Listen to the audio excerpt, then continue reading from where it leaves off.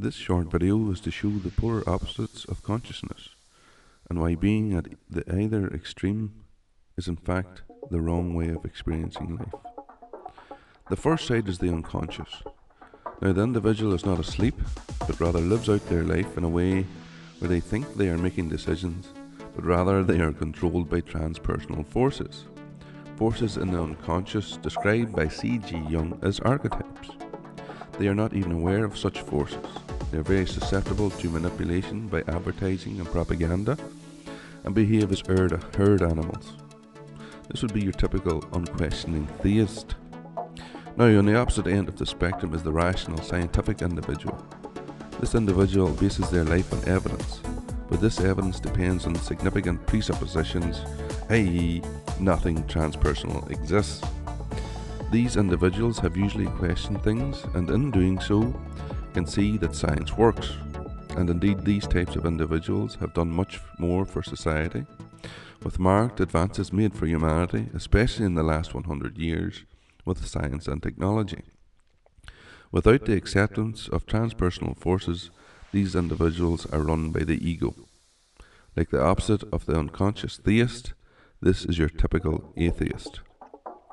As Eric Newman states in The Origins and History of Consciousness, this individual, whose ego consciousness has triumphantly repulsed the instinctual components that threaten to master him, experiences pleasure with his ego.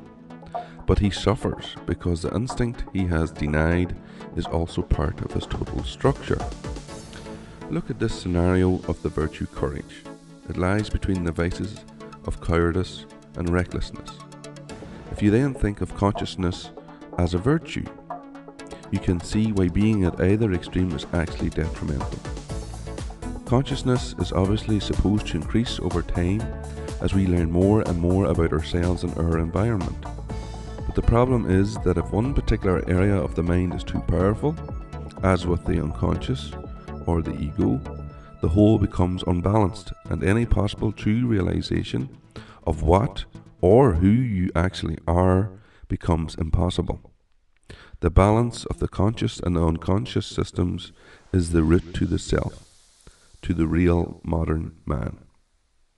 Again, from The Origins and History of Consciousness, the trend of evolution makes it clear that the medullary man, the feeling man, is being superseded by the cortical man, the thinking man.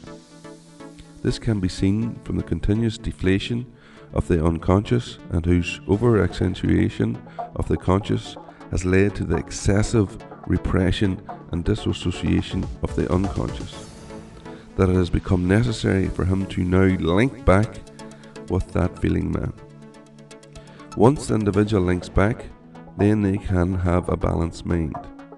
They can be powerful and spiritual, assured and humble, brave and objective.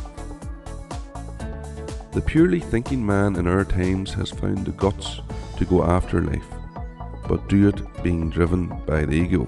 There is the problem. The purely feeling man is all emotion and no thinking. But to find one's true self, all three, the mind, the heart, and the guts, must be in harmony.